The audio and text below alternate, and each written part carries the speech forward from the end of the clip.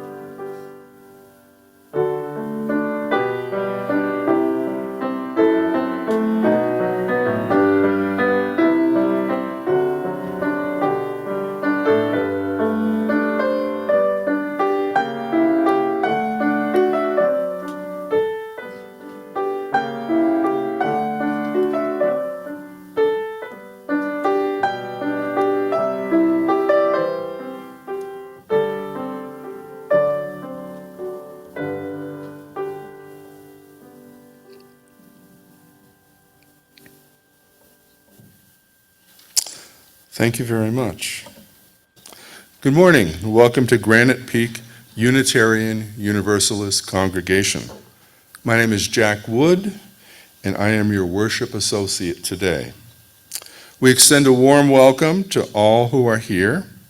We are glad you are able to join us and hope you are in good health. Now me, I wasn't here last week, and I missed a really good sermon, but I wasn't here because the prior weekend I got COVID. So let's all remember that that's out there. How many people have masks on today? One. All right, you go to the head of the class. Just be careful, folks. So I'm a worship associate, and it's an honor for me today to be here as a worship associate for Reverend Roger. And in honor of that, I went to my closet and I found my Mr. Rogers sweater.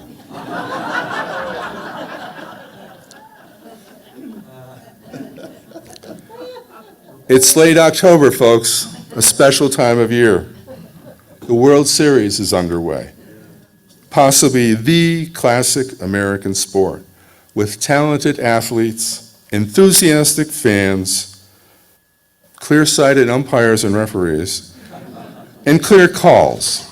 You're out, safe at second, double play, grand slam. And a winner and a loser in each completed game. And they go back to play the next game if necessary. And of course, the presidential election is in its mind-numbing final days, we're being bombarded with candidate information, misinformation, disinformation.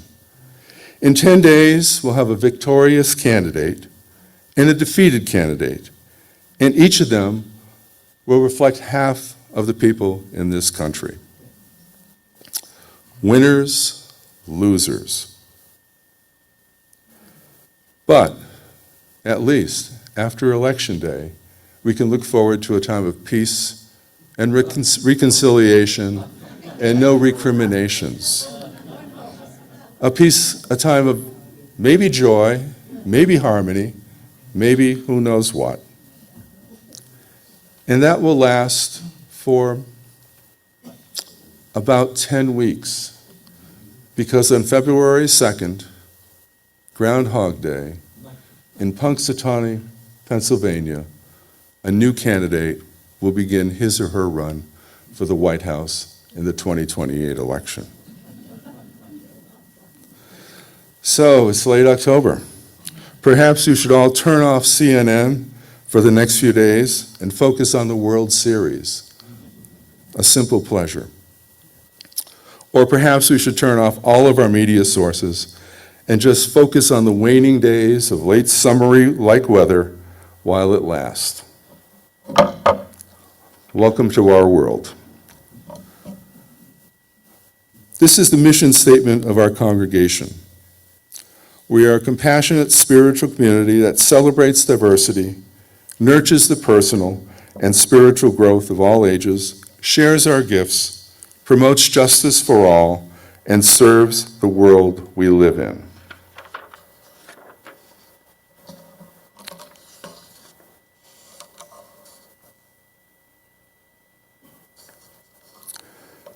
After the service, please join us for coffee and socializing in small groups in Davis Hall.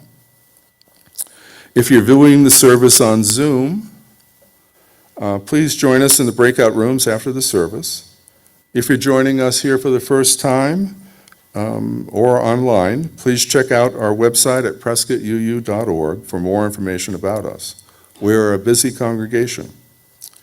And if you're here in person, don't worry, there'll be time for you to stand up at the end and introduce yourself. Don't try to sneak out. And then please stay for coffee hour, introduce yourself to some folks, and have a good time. We thank our pianist, Lena Eubin, for our Sunday morning music, and all of our volunteers. Now it's time for each of us to do that very important thing, check our cell phones. Make sure they're either off or in silent mode. There's a $10 fine for the first cell phone that goes off. Sandra Palacios is our Faith Development Coordinator. She's teaching ages 5 and older across the street at our Faith Development building. We have a nursery in this building for kids under 5.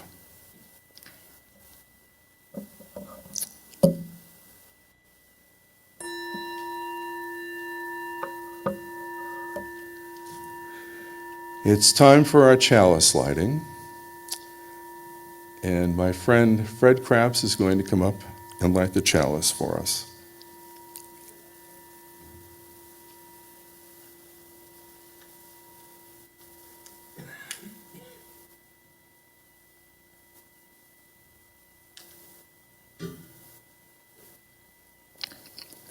We begin our service in the Unitarian Universalist tradition of lighting the chalice. Today we light the chalice with these words. We light this chalice, a symbol of our heritage and gratitude for this beloved community.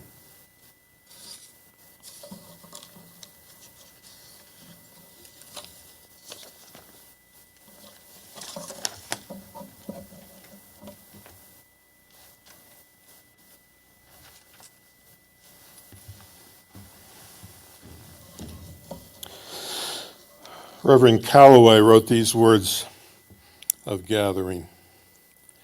She said, "May we step forth from here in love, love that empowers us, love that spills forth in us, love that recognizes our neighbor in the nameless stranger on the street. Let's stand as you're able to do so and sing All the Colors, De Coloris, hymn number 305 in the gray hymnal, and we're trying a new way of displaying the words on the screen where you'll see the music. If you can read music, you can sing along there.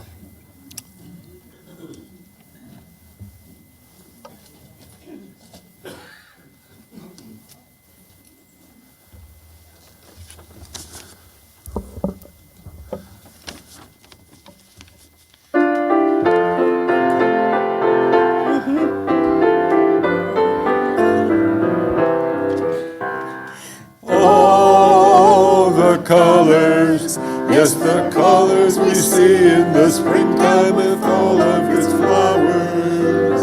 All the colors, when the sunlight shines out in a rift in the clouds and it showers. All the colors, as a rainbow appears when the storm cloud is touched by the sun. All the colors abound for the whole world around and for everyone under the sun.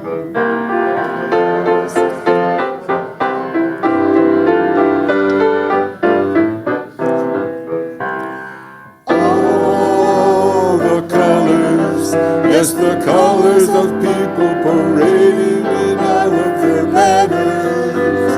All the colors, yes, the colors of pennants and streamers and plumes and bandanas. All the colors, yes, the colors of people now taking their place in the sun. All the colors above for the whole world around and for everyone under the sun.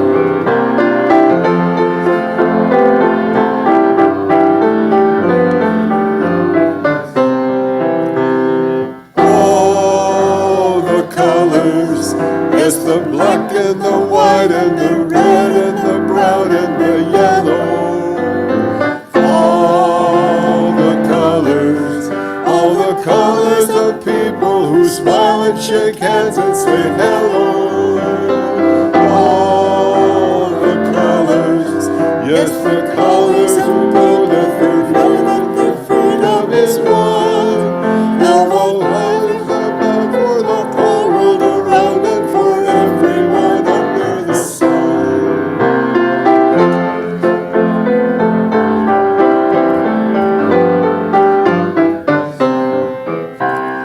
De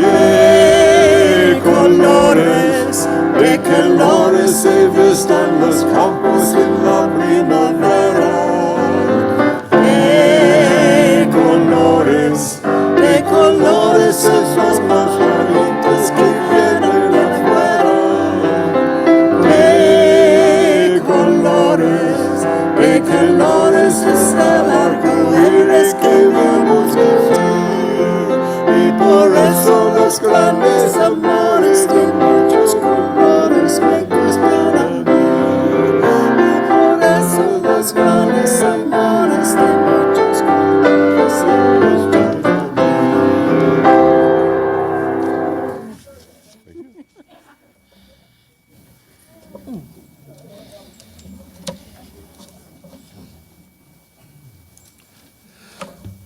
Let's join in unison in saying our covenant. Love is the doctrine of this congregation, the quest for truth its sacrament, and service is its prayer. To dwell together in peace, to seek knowledge in freedom, to serve others in community. Thus do we covenant together.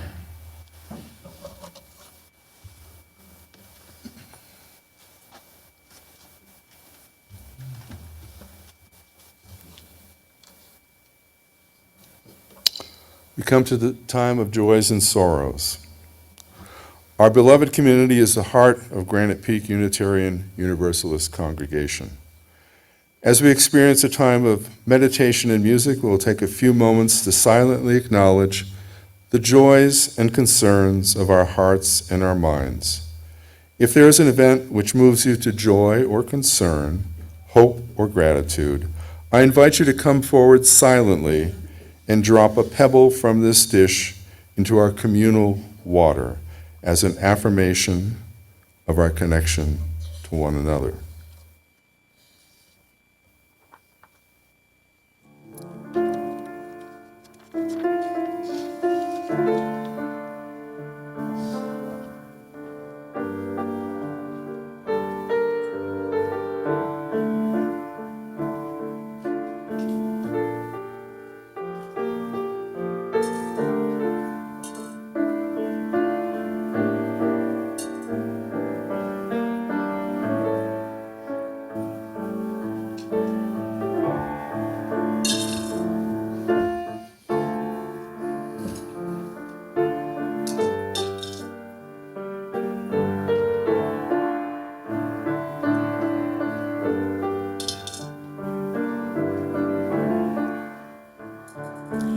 They should make an announcement that Annabeth Robinson fell and broke her hip and is in the hospital.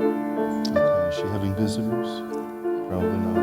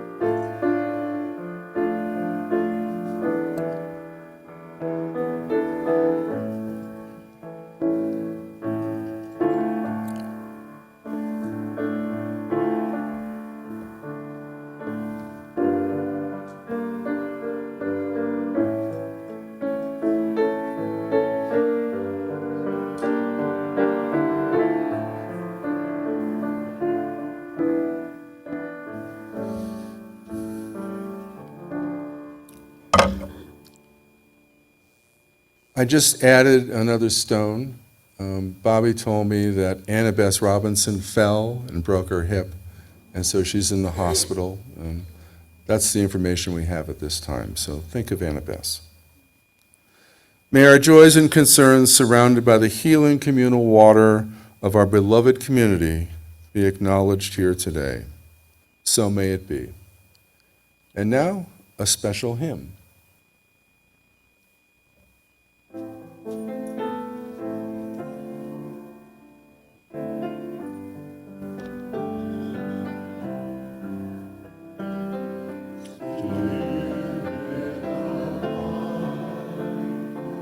Come unto me, sing in my heart all the stirrings of compassion. Blow in the wind, rise in the sea, move in the air, giving life the shape of justice.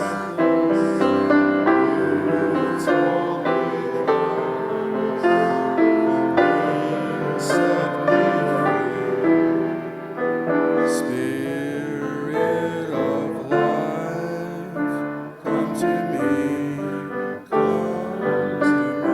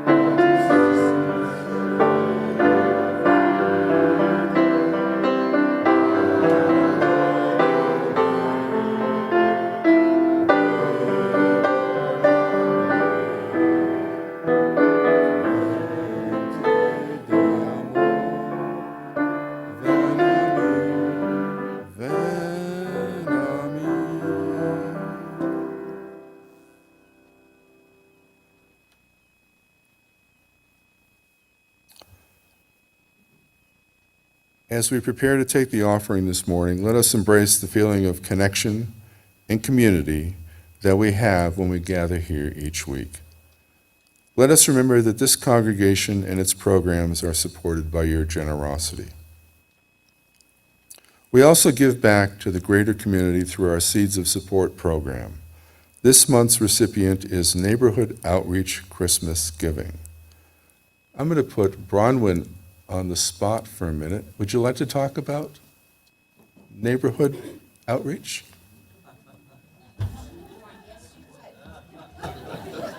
Keep bouncing, keep bouncing. Yes, I won't go on too long. We started over across from Fry's in Trailer Park. Well, first I started when I moved in with Warren, and I had to drive. I saw the workers standing by the Circle K, and so I packed up a bunch of gifts at Christmas Eve morning and stopped, and a man named Jose was the only English speaker, and he lined the guys up. In the meantime, the guys from California that were trying to kick them out of the area, all dressed in yellow shirts. Who were they? Anyway, they were taking pictures of anyone that stopped to hire them. So then we changed it to over here across from Fry's, and it became a big deal, 6:30 in the morning, and I just remember so many people here helped. Joe and Peter were right there with Starbucks, and we had pastries from other people, and we had used clothing and everything. And then we started inviting the women that were taking the Spanish classes from congregates here, the English classes from congregates here at the local schools. And then we finally got the congregation to open its doors, and we came inside, and I think at one point we had 200 people lined up, and no registration necessary, gift certificates, Santa Claus, free gifts, a huge fiesta, which they don't have as much as they did in Mexico. So it became a wonderful event with all kinds of groups, voters registration, and Big Brother Big Sisters came, and lots of representatives from our community talking. Rosanna from Prescott Valley. Thank you.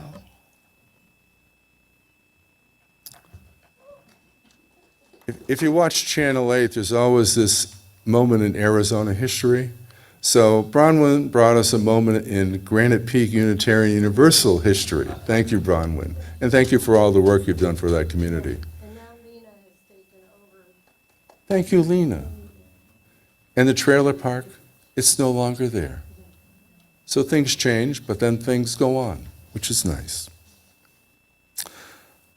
Okay, so if you're online and you're not going to reach into your pocket to donate here today, you can do it online through a donation button. So, be generous, folks.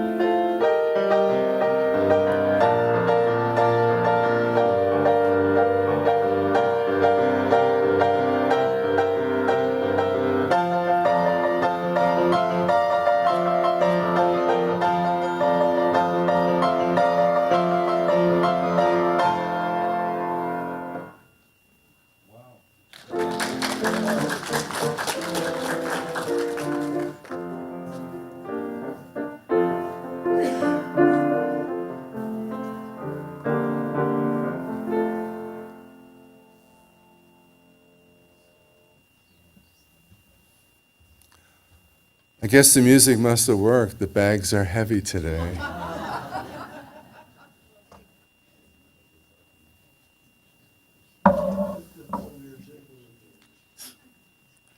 We acknowledge the generosity of Spirit expressed through this offering. What is given in love is received in gratitude. Blessed be, and thank you very much.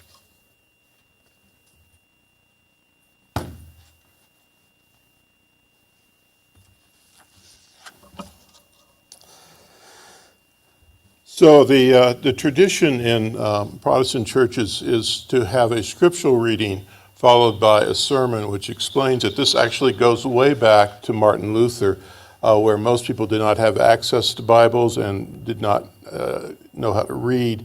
And Luther felt it was very important that all people have access to the scripture directly. So he would read a passage and then explain it. My scriptural passage this morning is from the Hebrew Testament, the Old Testament. It is from the story of Joseph. Remember the story of Joseph and his coat of many colors? Very popular among children, story about how his brothers threw him in a well because they didn't like him. And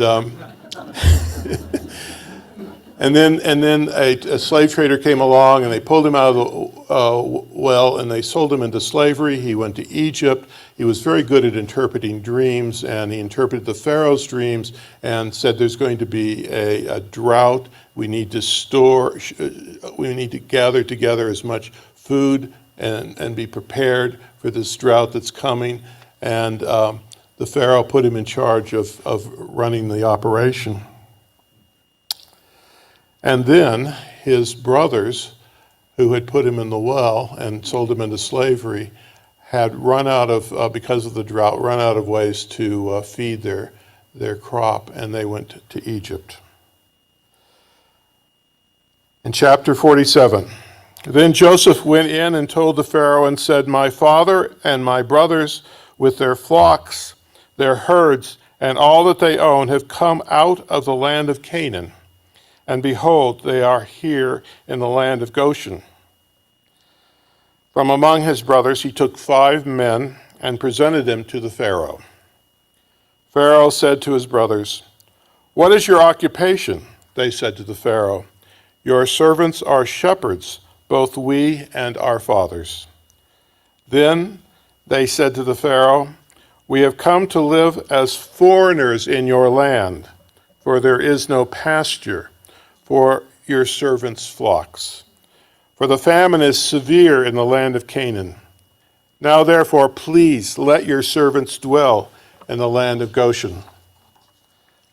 Pharaoh spoke to Joseph, saying, your father and your brothers have come to you. The land of Egypt is before you. Make your father and your brothers dwell in the best of the land. Let them dwell in the land of Goshen. If you know any able men among them, then put them in charge of my cattle. Well, as you know, in the end, this did not work out very well for the Jews. The Pharaoh did not want to make the Jews citizens with the same rights as the Egyptians. At the same time, the Pharaoh did not want to lose the cheap labor that the Jews were providing. It is not unlike the dilemma that faces politicians in the United States as they struggle to make immigration laws. In the case of the Jews, they eventually got fed up with being exploited by the Egyptians, and with the help of Moses, they left. Teaching about hospitality to strangers in the Bible, teachings are rooted in this experience. It says in Exodus, you shall not wrong or oppress a resident migrant, for you were migrants in the land of Egypt.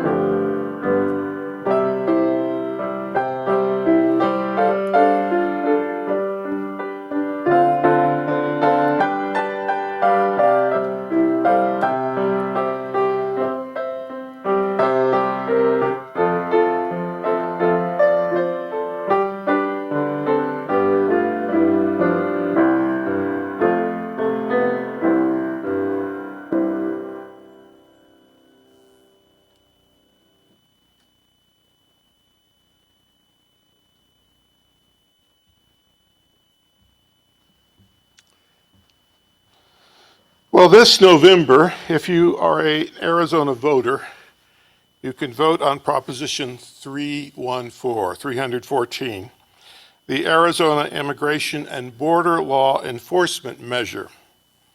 If it passes, it will allow state and local police to arrest non-citizens who cross the border unlawfully.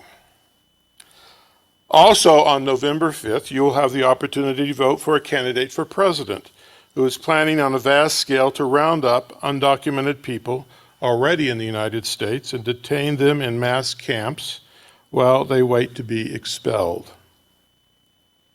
Now, in my experience, we humans make sense of our lives by the stories we tell ourselves. And while there are many stories and statistics on immigration, I think it is the way that we recall our stories and which story we choose to remember that is to a large degree determining our views on immigration policy. So the ancient account of how Joseph showed compassion to his brothers is one story that I learned as a child and has always guided me. Another story that has greatly influenced my views on this issue occurred just 6 years ago. It was late February 2018. The media reported that an American Civil Liberties Union lawyer had filed a lawsuit on behalf of a woman and her child from the Democratic Republic of the Congo.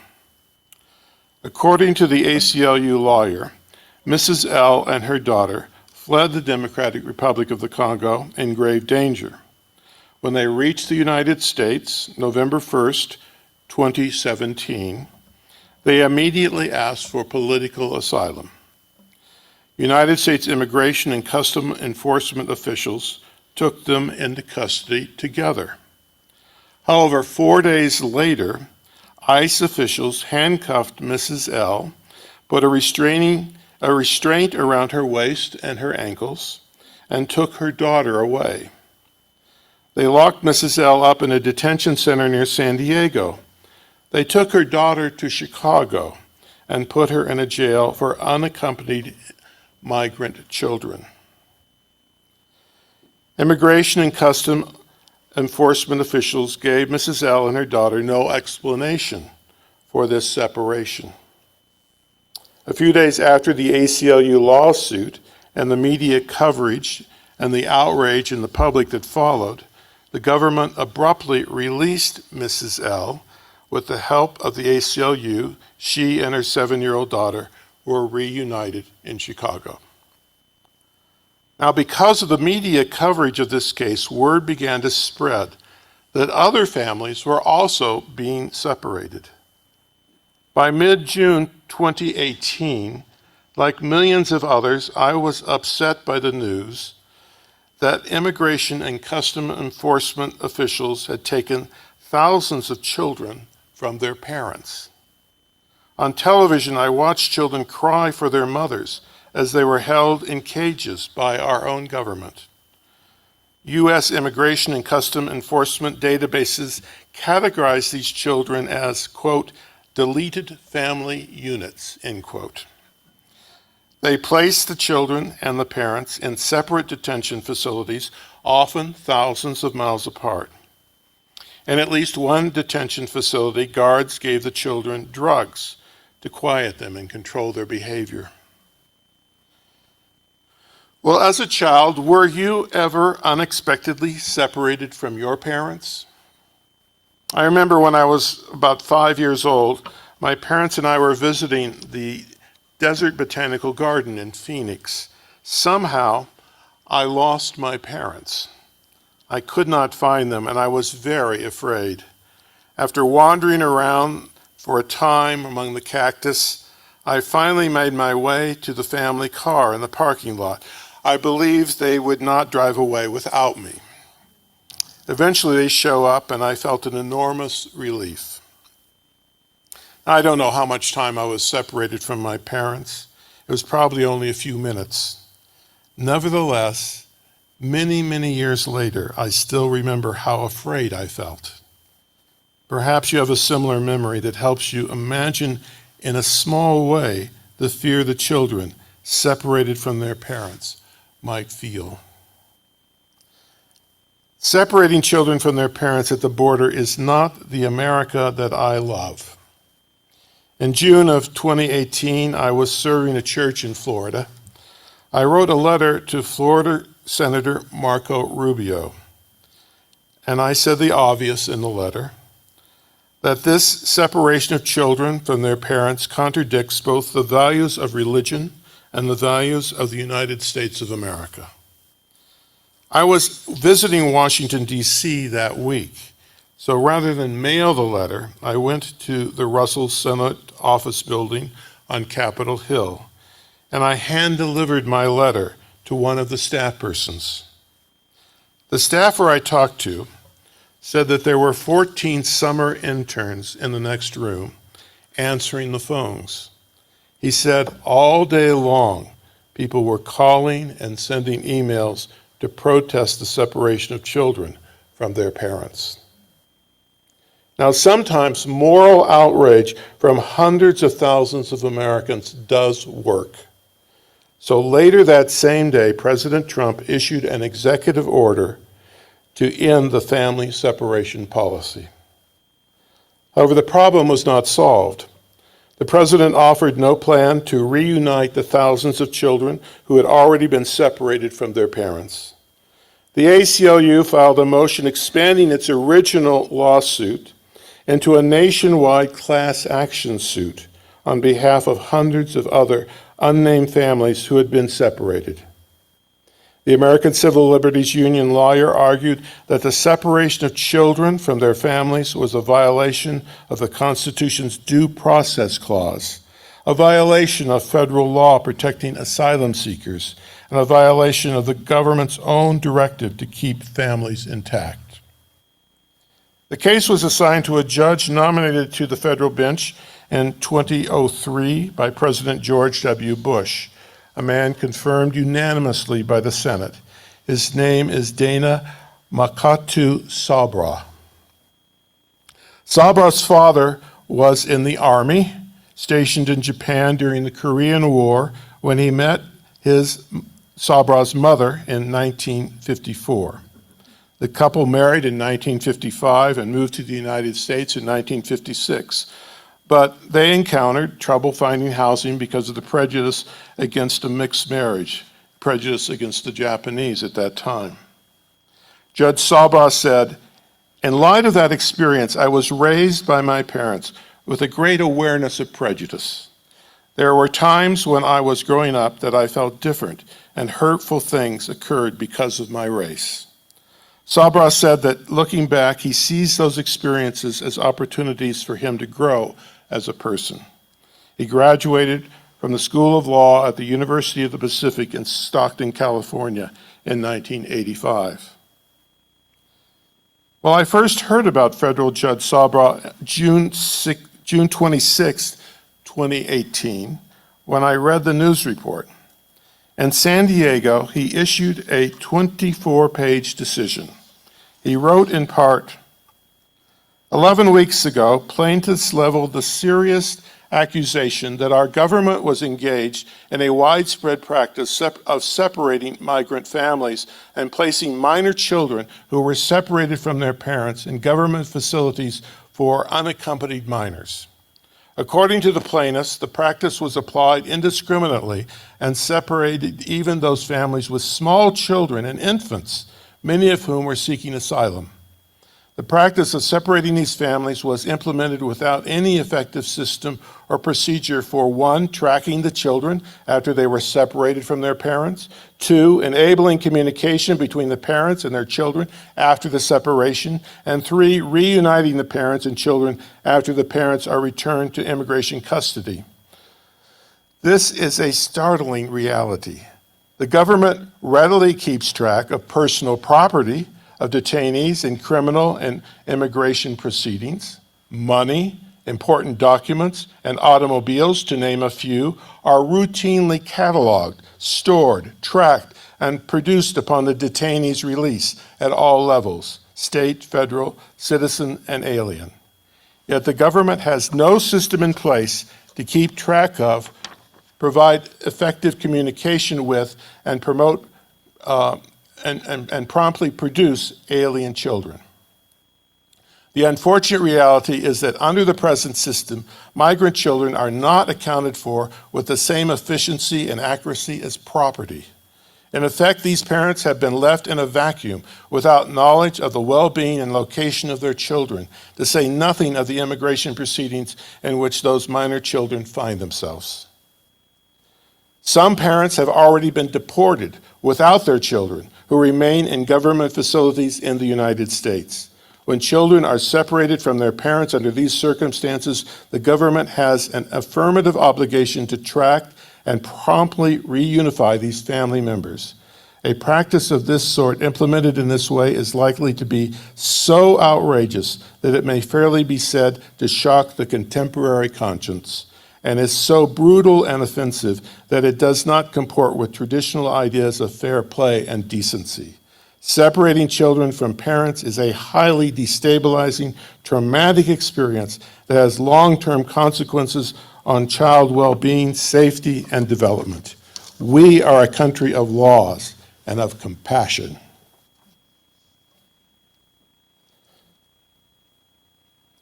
The judge ordered the government to reunite the children under the age of 5 with their parents within 14 days and to reunite all the children within 30 days. As I read those words 6 years ago, back in June 2018, some of my faith in the United States government was restored. By the first deadline, July 10th, 2018, the government had reunited 58 out of 103 children who were under the age of 5. July 23rd, the administration told the court that it had reunited or appropriately discharged 1,187 of the 2,551 children ages 5 and older who were forcibly separated from their parents.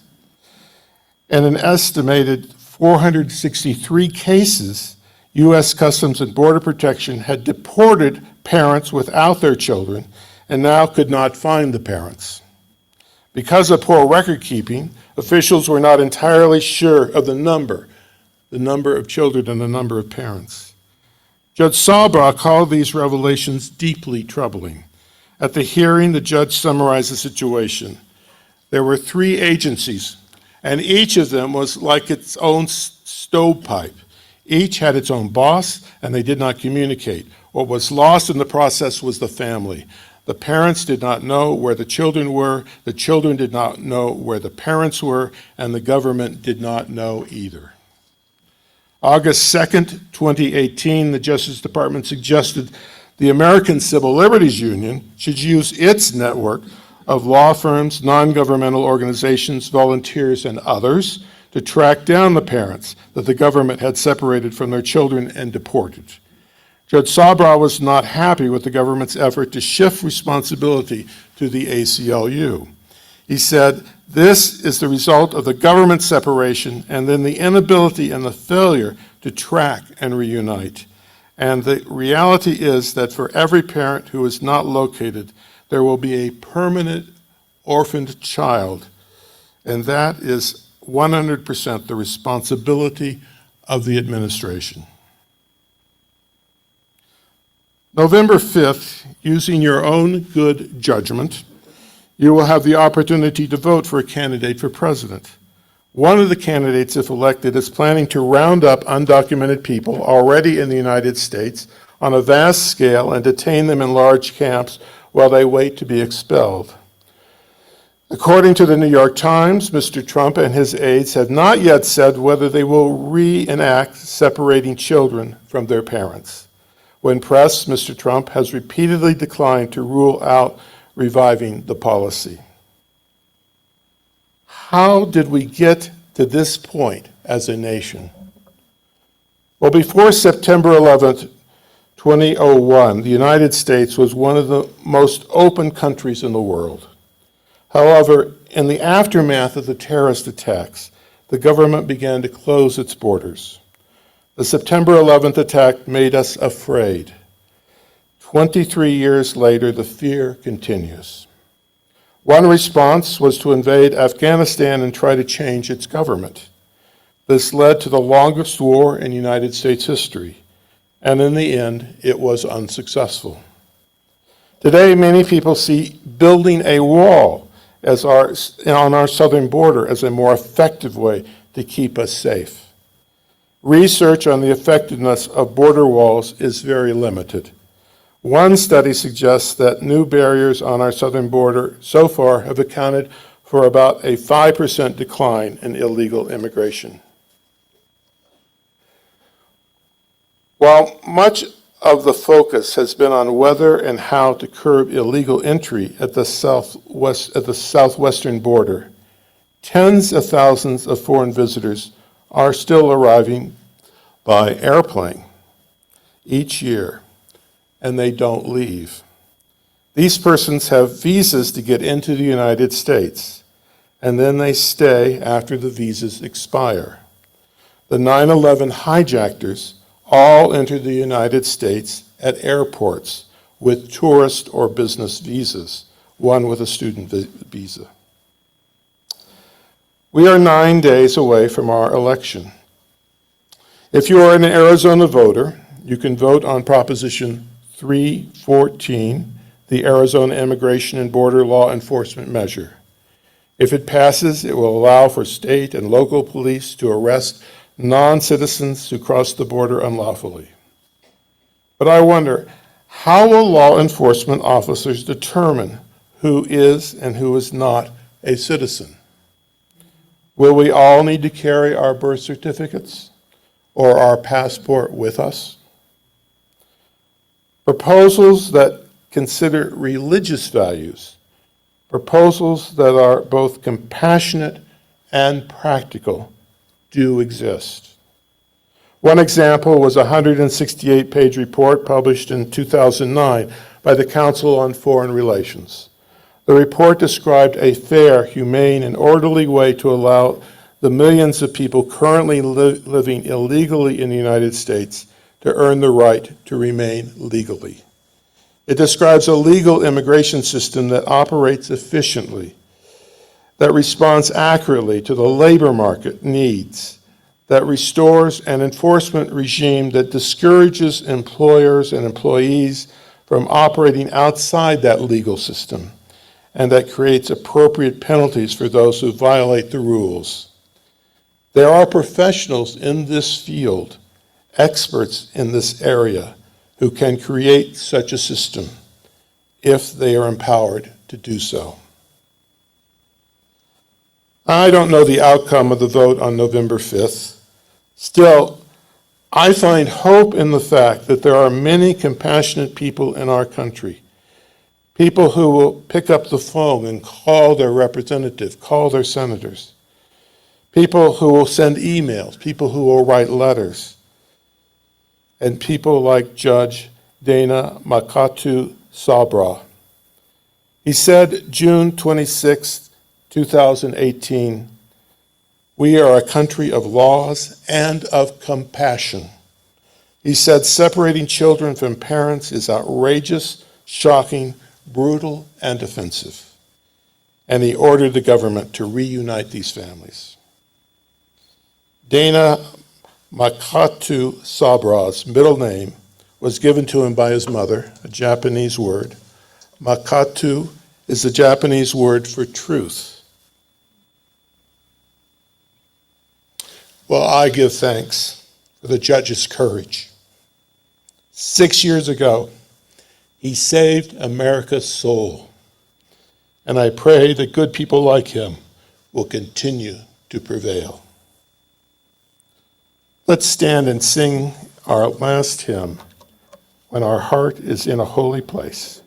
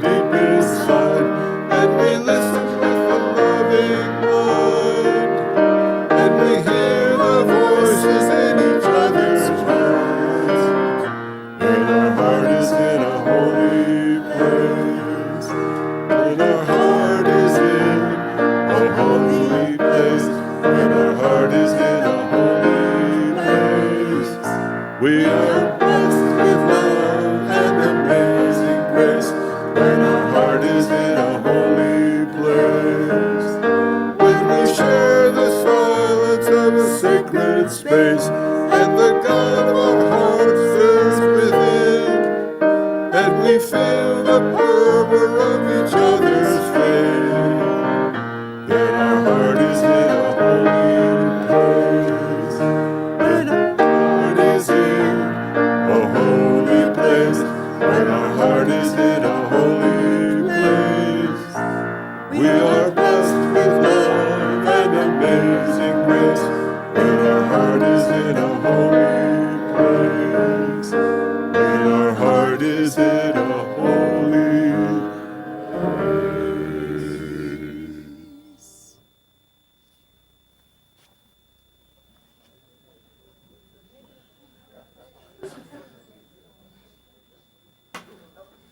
Well, that almost worked. Thank you. Let's say our unison chalice lighting extinguishing words. We extinguish this flame, but not the light of truth, the warmth of community, or the fire of commitment. These we carry in our hearts until we are together again.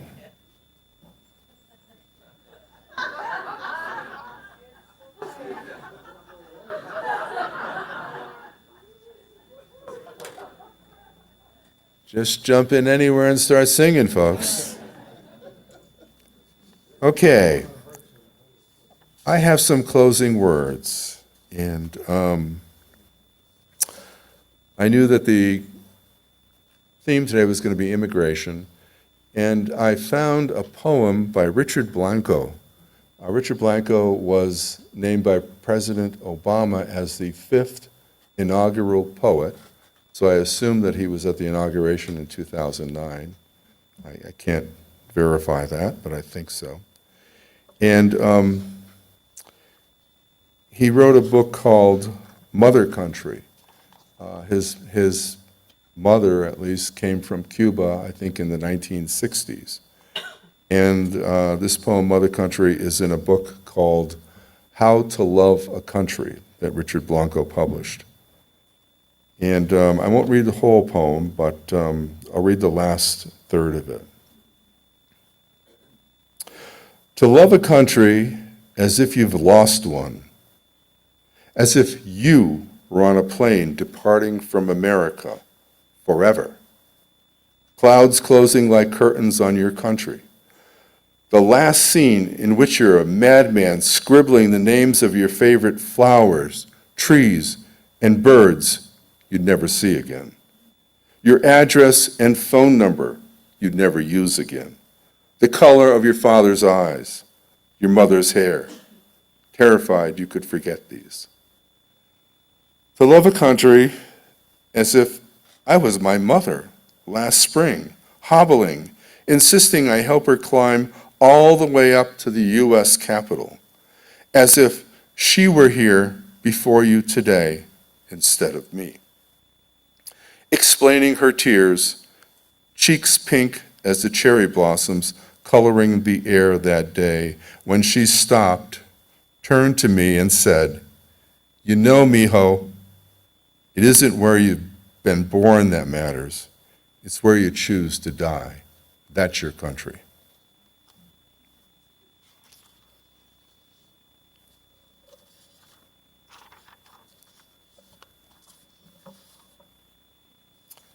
Okay, with that, it's time for us to greet our neighbors. Say hello to the people next to you. As we leave, remember to go to Davis Hall, enjoy the community time there. And I almost forgot, do we have anybody visiting for the first time?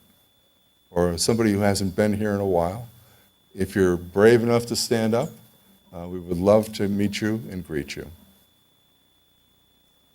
No takers. Okay. Go in peace.